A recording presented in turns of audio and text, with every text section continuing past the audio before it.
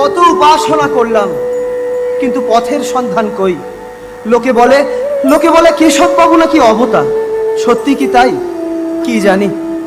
আমি তো ওখানে কোনো গভীরতা খুঁজে পাচ্ছি না, সবই যেন কেমন ভাষা ভাষা।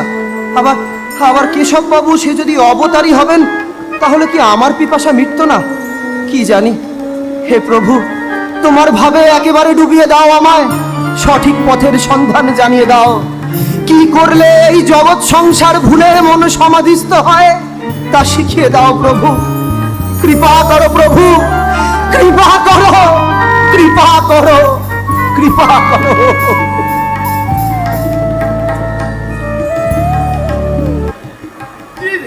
এমন করে বসে আছিস কেন? না মানে কি ব্যাপার বলতো তারক? সবসময় কি এত চিন্তা করিস? ও কিছু না।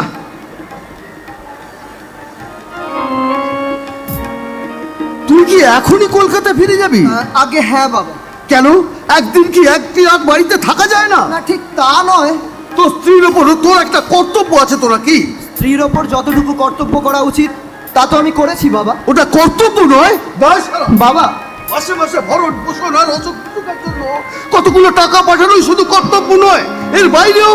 বাবা, আমাদের সংসারের এক শোচনীয় পরিস্থিতি থেকে উদ্ধারের জন্য আমি আমার কর্তব্য পালন করতে বিবাহ করলাম, কিন্তু আমার আদর্শ, আমার সংকল্প, আমার সারা জীবনের সব ইচ্ছা বিসর্জন দিয়ে শেষ পর্যন্ত এই তাপদগ্ধ মর সংসারে প্রবেশ করব? না বাবা, আমি তা কোনোদিন পারবো না।